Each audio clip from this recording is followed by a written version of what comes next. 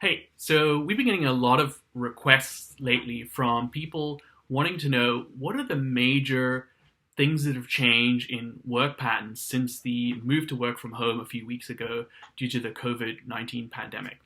My company Workalytics plugs into productivity tools like Office 365, G Suite, Slack, Jira, and more. And we anonymously analyze how teams get work done, how they collaborate, share information, what process looks like, how they engage with managers, etc. To understand what employee experience is like, what the day-to-day workflows are like inside of organizations, and help continually improve them. Now, this data set is fantastic for understanding how work patterns change over time, and particularly when major new transitions happen in organizations like this move to work from home, which is unprecedented.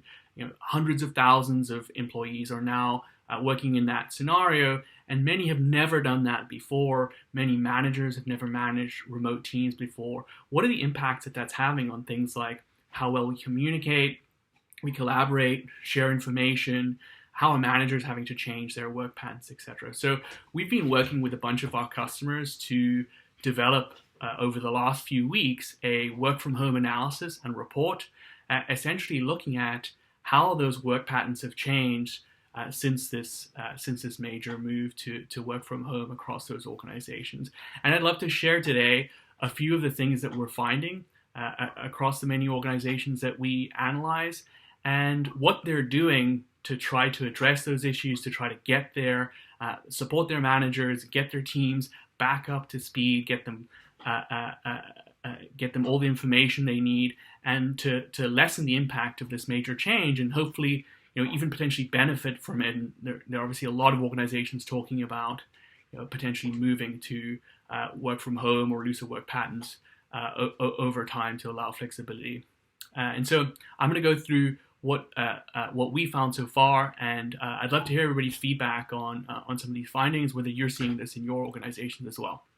So the first thing we're seeing is a major change in the work-life balance scenario, and this is potentially a negative impact of the move to work from home. We've spoken to a lot of people who have worked from home for extended periods of time, and one of the things you often hear is that people struggle with the blurring line between work time and personal time. When do your work hours end, and you focus on your life outside of work, your family, whatever that might be, and when you don't have that clear defined line, when you're jumping in a car or whatever your commute is to leave the office and get home, there's not that clear of a division. You're basically just standing up from your desk and working away. And we're seeing that very clearly in the data, with much longer work days for employees across many of the organizations that we're looking at, as much as 20 to 30% increase in the daily span, the time between the beginning of the day and the last action at the end of the day. And that is both later end times, so people working later into the evening and not ending as at the time that they used to end, as well as starting earlier in the morning, so starting an hour or up to even 2 hours earlier with some of their individual work. Now, some of that might be the impact of more interruption and hectic schedules. I know a lot of people have, for instance, lost childcare, and they have to manage their kids during the day through this process. And so I can imagine that, and some of what we're hearing shows that they're having to work extreme hours early in the morning and late at night to make up for that. But I think some of that as well is potentially work-life balance. And so a number of our customers have been thinking a lot about what impact this move has on the work-life balance of their employees, and on providing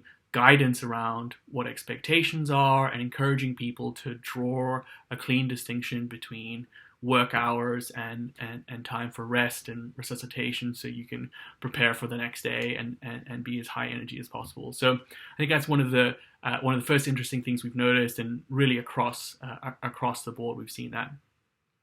The second major pattern we've seen related to the first, it has to do with work hours, but it is in regions where there are really long commute times typically. So I'm talking about places like San Francisco, New York, Seattle, some of the major cities in the U.S. and some cities in Europe, for instance, where people have 1 to 2 hour commutes to get to and from work in the day. We're seeing an even more extreme change to the beginning and the end of the day. And so when in many organizations that we looked at, where people may have typically started work at 9 or 10 o'clock when they get into the office after their commute, we're seeing that as much as 2 hours earlier. We're starting to see activity at 6, 7, 8 a.m. In the morning, because people don't have the commute. They can just get out of bed and start working immediately. So, obviously work-life implications as well, but potentially a net positive effect. You don't have to spend all of that time in traffic, and so you're gaining a lot more time to get more things done, and hopefully that will in the long run equate to more time to focus on getting things done at work, and more personal time when you get home, because less of it is used getting to and from your place of business. And I think that's one of the things that is clearly going to lead to a lot of people wanting these types of this type of work flexibility to be in place after the pandemic is cleared. In hopefully a few months' time. I think a lot of people are going to want to continue to work from home because of this huge saving, and the data really bears that out. We can see pretty clearly that in organizations that have those huge that are in areas that have those huge commutes, there's a major impact and saving in time as a result of this change. That's really exciting and great to see, and a major improvement since the move to work from home.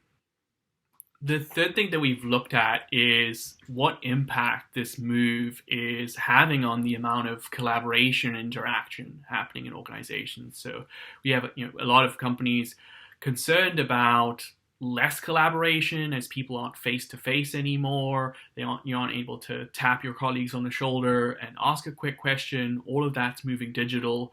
And some organizations are already used to using a lot of digital communication tools like Slack and Microsoft Teams to do a lot of their collaboration, but others aren't. They haven't had those tools in place for that long.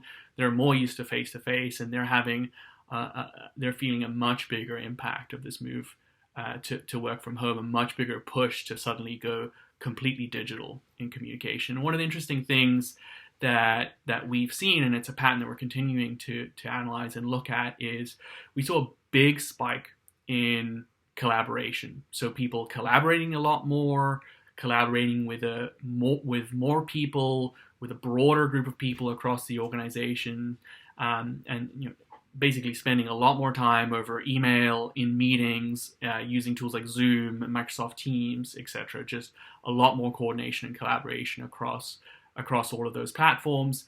I think a lot of it is that communication moving from informal to tapping someone on the shoulder to being encoded in a digital tool, and just overall a push to keep connected, to do things like weekly stand-up meetings or even daily stand-up meetings with your teams to keep coordinated, etc. But one of the interesting things is that is starting to trail off. So we saw a big spike in this collaboration at the start of the transition across many organizations, a lot more communication. And in the weeks since then, we've seen that slowly start to trail off. And we have a hypothesis there, and we've had feedback from a few customers that potentially there is a out of sight, out of mind effect that's happening in organizations where, maybe with your direct team, you're still collaborating with them a lot. But when you're not face to face anymore, when you're not walking past people in the corridor or in the office as much, you may forget to interact as much with people that are more on the peripheral of your day-to-day work, outside of your direct department, outside of your direct project or work group in your organization. And we may in fact see in the long run a lot less collaboration because of that face-to-face interaction. So companies thinking about that a lot and thinking about whether there are things that they can implement to encourage more of that. And so we've seen things like virtual water coolers. So these are kind of Slack or Microsoft Team channels that encourage informal communication. We've seen things like happy hours, virtual happy hours on Fridays using video conference, so people can still have some of that social aspect from work to keep those interactions and those relationships going inside of organizations. And I think that's a really key component of maintaining your culture, maintaining people engaged, improving the flow of information. How do you do all of those things in a purely digital format? I think a lot of attention needs to be paid to that, particularly by human resources, by leadership that need to make sure that that information is flowing, that's happening, their culture continues to be extended and worked on through all of these kind of informal relationships and layers that previously would just happen organically. Now some effort needs to be made to ensure that they're actually continuing to happen. The fourth thing that we've seen is a huge increase in the number of meetings at the team level used to coordinate work and collaborate. And we've heard from a lot of organizations, and particularly managers in those organizations, who are struggling with the change because there's been a big loss in visibility over what's actually happening. Where previously, a team would be sitting together in an office, a manager would be able to just turn around and get a sense of what everybody's working on, what's currently happening. And people who haven't worked in that scenario before, haven't worked remotely before, are struggling with that sudden loss of visibility. What is everybody doing? What are the priorities that the team has? Is everybody working on the right things at the right time? It's a big coordination challenge. And when that all moves digital and relies on collaboration over digital platforms, you see a big spike in things like regular, repeat coordination meetings on a weekly basis or even a daily basis across all of these teams. Now, these are obviously great, and you would expect to see an increase in that, but the danger is that you end up with too many of them, too much coordination overhead. How do you find the right balance where leaders and teams have good information on what's happening, what they need to be working on, but you aren't kind of breaking up somebody's day and interrupting it so much that it's hard to get things done, hard for them to actually focus and produce real work and problem solve. And one of the patterns that we've seen related to this change in meetings is a big decrease in the size of meetings. There are a lot more very small meetings, and we think those are either check-ins or things that were previously done informally. So previously you might just tap someone on the shoulder and ask them a quick question. Now, when you're working remote, you have to actually schedule 30 minutes to spend some time with them and ask a few questions. And that has some interesting implications. One, it creates a bit more of a barrier to get that information. It's harder to ask someone a quick question because you have to schedule something and find time to do it. And potentially it wastes more time because you book a half-hour slot, end up dealing with a bunch of issues.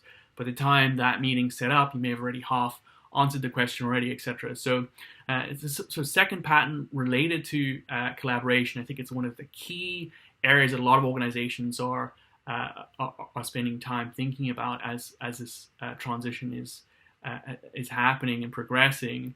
Is how are they coordinating? Is it being done? Is it being done effectively? Do people know what to work on? Do they know what priorities are? How's that visibility being maintained? And I think digital tools can help a lot here. Project management tools like Jira or Trello, where people have clear lists of things to do.